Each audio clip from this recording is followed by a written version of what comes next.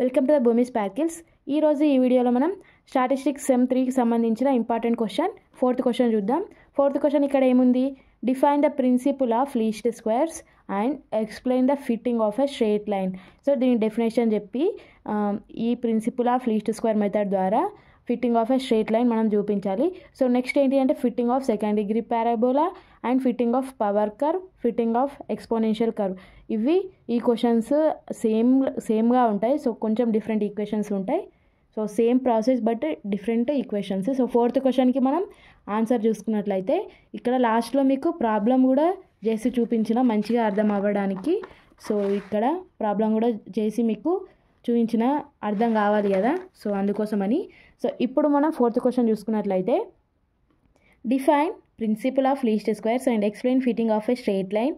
So ఇక్కడ definition ఏముంది, it is a statistical method used of find the best fitting of a line or curve to a set of data points. అంటే అసలు principal least square అంటే ఏంటి అని అంటే ఇది ఒక స్టాటిస్టికల్ మెథడ్. ఎందుకు యూజ్ చేస్తారు అని అంటే బెస్ట్ ఫిట్టింగ్ ఆఫ్ లైన్, ఇచ్చిన డాటా పాయింట్స్కి ఒక బెస్ట్గా ఫిట్ అయ్యే లైన్ ఆర్ కర్వ్ని మనం కనిపెట్టడానికి, ఐడెంటిఫై చేయడానికి ఈ ప్రిన్సిపల్ ఆఫ్ లీస్ట్ స్క్వేర్ని యూజ్ చేస్తారంట. The expected values can be obtained by fitting of A mathematical functions such as straight line, equation, parabola, power curve, exponential curve etcetera. So ఈ principal of least square అనేది expected వాల్యూస్ని find out చేస్తుంది. వేటికి expected values find out చేస్తుంది? Straight లైన్కి, పారాబోలాకి, power curve, exponential curve, ఇలా కర్వ్స్కి identify చేస్తుంది. First ఏంటి అంటే స్ట్రేట్ లైన్, పిఎల్ఎస్ మెథడ్ ద్వారానే స్ట్రేట్ లైన్కి వస్తాయి కదా, fitting of a straight line, fitting of a second degree parabola, అలా ఇక్కడ ఈక్వేషన్స్ రాసుకున్నారు. Straight line y = a + bx, ఇది ఈక్వేషన్. ఇది ఎట్లా వచ్చిందంటే స్ట్రేట్ లైన్ ఈక్వేషన్, ఇది గుర్తుంచుకోవాల్సిందే. Second degree parabola y = a + bx + cx². Kth degree, ఇది సెకండ్ డిగ్రీ అన్నారు కదా, సో ఇక్కడ స్క్వైర్ వరకే ఉన్నాయి కదా టర్మ్స్, క్యూబ్ వరకు లేవు, స్క్వైర్ వరకే ఉన్నాయి కాబట్టి second degree parabola.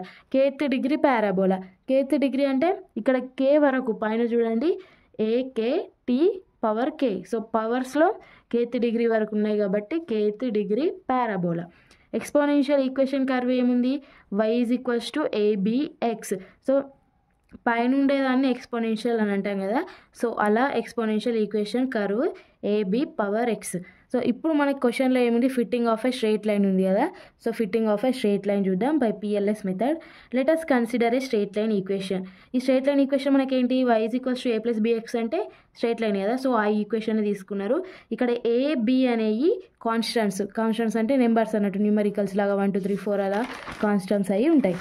So next, for different values of AB we get different straight lines. Among those we have to choose the best equation which will give exact expected value of y. So మనం ఈ ఈక్వేషన్స్ని use చేసి so y value find out చేస్తాం కదా. ఇప్పుడు AB values different అయిన కొద్ది different straight lines వస్తాయి కదా. ఇప్పుడు A = 1, B = 2 తీసుకుంటే ఒక డిఫరెంట్ స్ట్రేట్ లైన్ వస్తుంది. A = 4 తీసుకొని B = 5 తీసుకుంటే ఒక డిఫరెంట్ స్ట్రేట్ లైన్ వస్తుంది. అలా చాలా డిఫరెంట్ స్ట్రేట్ లైన్స్ వస్తాయి. ఆ స్ట్రేట్ లైన్స్ నుంచి మనం ఒక బెస్ట్ స్ట్రేట్ లైన్ని చూస్ చేసుకోవాలని ఇక్కడ రాసిర్రు. సో ఇదంతా కొంచెం ఏమంటారు, రిటర్న్. సో ఈ రిటర్న్ ఫామ్ని రాసుకోవాలి. ఇది మనకు చాలా ఇంపార్టెంట్. సో ఇదే ఎక్కువ చూడవారు కానీ ఈ ఈక్వేషన్స్ కరెక్ట్ ఉన్నాయా లేదా అని చెక్ చేస్తారు. By using least square method we have to find A and B. So A and B constants అని చెప్పుకున్నాం కదా, A and Bని ఫైండ్ అవుట్ చేస్తే మనకు y = వాల్యూ అది వస్తుంది, ఎక్స్పెక్టెడ్ వాల్యూ y = వాల్యూ వస్తుంది. To find best fit of A curve data x and 5. ఇప్పుడు మనం నార్మల్ ఈక్వేషన్స్, ఈ స్ట్రేట్ లైన్కి నార్మల్ ఈక్వేషన్స్ ఫైండ్ అవుట్ చేయాలి. అవి ఎలా find out చేస్తామనంటే multiply X. So X తోటి ఒకసారి మల్టిప్లై చేస్తాం, పారాబోలాలోనేమో ఎక్స్ తోటి 2 times మల్టిప్లై చేస్తాం, తర్వాత సమ్మేషన్ అప్లై చేసుడు అలా ఉంటుంది. సో స్ట్రేట్ లైన్కి అయితే మనం 1 time ఒకసారి ఎక్స్ తోటి మల్టిప్లై చేస్తాం. సో ఇక్కడ ఎక్స్ వరకే ఉంది కదా, సో ఇక్కడ చూడండి y = x వరకే ఉంది కాబట్టి జస్ట్ ఓన్లీ ఎక్సే మల్టిప్లై చేస్తాం. ఇక్కడ పవర్ 1 ఉంది కాబట్టి ఎక్స్ని మల్టిప్లై చేస్తాం. ఇక్కడ పారాబోలాలో ఎక్స్ 2 ఉంది కాబట్టి 2 times ఎక్స్ని మల్టిప్లై చేస్తాం నార్మల్ ఈక్వేషన్స్ కోసం. ఈ నార్మల్ ఈక్వేషన్స్ యూజ్ చేసే మనం ఈ స్ట్రేట్ లైన్ని ఫైండ్ అవుట్ చేస్తాం. నార్మల్ ఈక్వేషన్స్ ఎలా ఫైండ్ అవుట్ చేయాలి అని మనకు డౌట్ వస్తుంది. సో ఆ డౌట్ని ఇక్కడ చూద్దాం. Multiply the equation 1 with x. So equation 1 కదా ఇది. From equation 1 y is equals to a plus bx. So ఇక్కడ మనం స్ట్రేట్ లైన్ ఈక్వేషన్ 1 అనుకున్నాం కదా. సో ఆ ఈక్వేషన్ 1కి ఎక్స్ని మల్టిప్లై చేయాలి. ఎందుకు మల్టిప్లై చేస్తున్నామంటే నార్మల్ ఈక్వేషన్స్ రావడానికి. ఎక్స్ని మల్టిప్లై చేస్తే x into y xy, x into a xa plus x into bx square. So apply summation అని బోత్ సైడ్. సో దీనికి సమ్మేషన్ అప్లై చేయాలి. So sigma i is equals to 1 to n xy, sigma i is equals to 1 to n xa plus sigma i is equals to 1 to n bx square. So summation both side apply చేశారు. Apply చేసిన తర్వాత ఏమైంది, ఇక్కడ a b అనేవి constants కదా.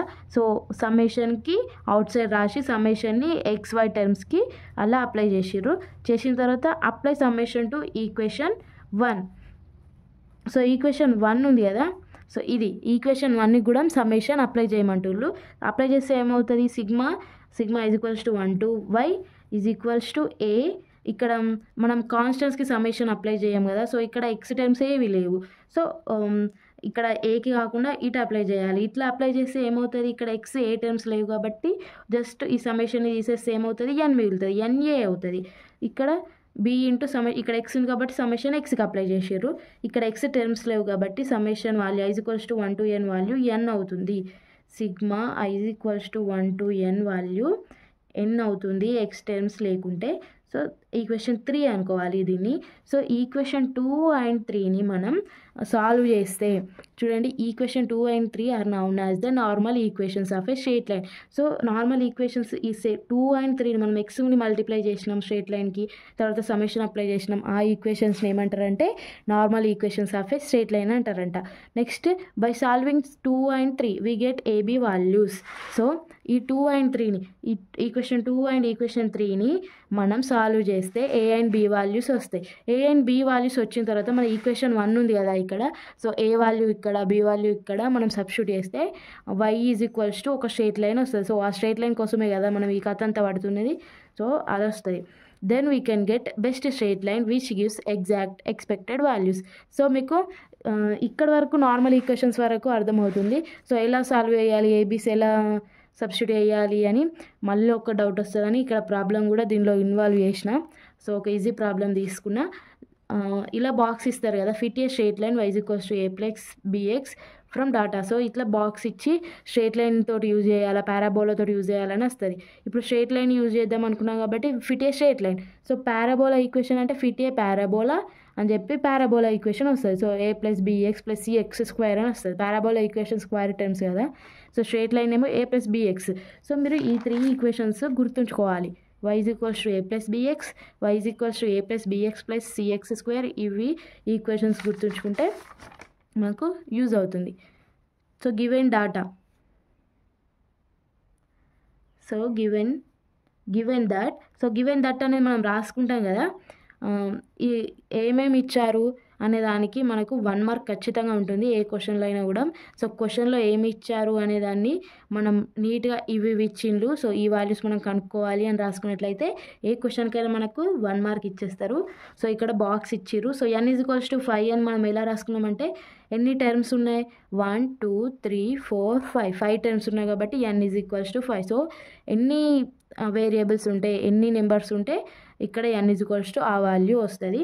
వచ్చిన తర్వాత straight line. So straight line తీసుకున్నాం మనం. స్ట్రేట్ లైన్ ఈక్వేషన్ మీకు తెలుసు a ప్లస్ bx అని, అవి తీసుకున్నారు. So next the normal equations are, ఇక్కడ నార్మల్ ఈక్వేషన్స్ వచ్చినాయి కదా. ఈ నార్మల్ ఈక్వేషన్స్ ఇక్కడ రాశారు. మీరు ఇది మొత్తం స్కిప్ చేసి ఓన్లీ ప్రాబ్లమ్స్ చూసుకున్నామంటే మళ్ళీ నార్మల్ ఈక్వేషన్స్ బైహార్ట్ చేయాల్సి వస్తుంది. సో ఆ బైహార్ట్ చేసే బదులు ఇక్కడ ఇంకొంచెం ఇది చూసేస్తే కథం అయిపోతుంది. నార్మల్ ఈక్వేషన్స్ ఇక్కడ రాసుకున్నారు. మనకి ఇక్కడ సెకండ్ అండ్ థర్డ్ ఈక్వేషన్స్ వచ్చినాయి కదా, ఆ ఈక్వేషన్స్నే ఇక్కడ రాసుకున్న తర్వాత ఇక్కడ టేబుల్ రాసుకుంటున్నారు. ఇప్పుడు మనకి ఈ ఈక్వేషన్స్లో ఎక్స్ కావాలి, సమ్మేషన్ ఎక్స్ కావాలి, సమ్మేషన్ ఎక్స్ స్క్వేర్ వాల్యూ కావాలి, సమ్మేషన్ ఎక్స్ వై కావాలి. సో ఈ వాల్యూస్ ఎలా వస్తాయి, మనం ఒక టేబుల్ వేసుకున్నారు, x y x square x y. So ఆ ఫార్ములాస్లో ఏవై వాల్యూస్ ఉన్నాయో ఆ వాల్యూస్ టేబుల్ చేస్తున్నారు. ఎక్స్ వై వాల్యూస్ ప్రాబ్లంలో వాడే ఇచ్చింది కాబట్టి ఇక్కడ డైరెక్ట్ రాసిరు. ఎక్స్ స్క్వేర్ అంటే 0 square, 1 square is equals to 1, 2 square is equals to 4, 3 square is equal to 9, 4 square is equal to 16. X Y అంటే X into Y, 0 into 1 1, 1 into 1.8 1.8, ఇలా ఇది ఇంటూ చేసి ఇక్కడ రాసిరు. సమ్మేషన్ ఎక్స్ అంటే ఇవన్నీ ప్లస్ చేస్తారు, 0 + 1 + 2 plus 3 plus 4 చేస్తే is equals to 10. Summation y అని అంటే ఈ వై వాల్యూస్ అన్నీ ప్లస్ చేస్తే సమ్మేషన్ వై వాల్యూ వస్తుంది. సమ్మేషన్ ఎక్స్ స్క్వేర్ వాల్యూ ఇవన్నీ ప్లస్ చేస్తే వస్తుంది. సమ్మేషన్ ఎక్స్ వై వాల్యూ ఇవన్నీ ప్లస్ చేస్తే వస్తుంది. ఇవి వచ్చిన తర్వాత ఇందులో సబ్స్టిట్యూట్ చేయాలి. Substitute the above values in equation 1 and 2. So equation 1 ఏముంది sigma y. So sigma y value ఏముంది 16.9. 16.9 is equals to ఎన్ఏ plus b sigma ఎక్స్తో ఎన్ ఈజ్ ఈక్వల్స్ టు 5. ఏని ఫైండ్ అవుట్ చేయాలి కాబట్టి ఏని ఉంచడం ప్లస్ 10b అంటే sigma x square is equals to ఎంత ఉంది, sigma x square is equals to x is equals to 10 ఉంది. So 10b. Next sigma x y value మనం రాద్దాం. Sigma x y is equals to ఏంటి, sigma x y is equals to 47.1 is equals to a into sigma x. a into sigma x value ఏముంది ఇక్కడ 10a plus b into sigma x square. So sigma x square value ఇక్కడ ఏముంది 30b.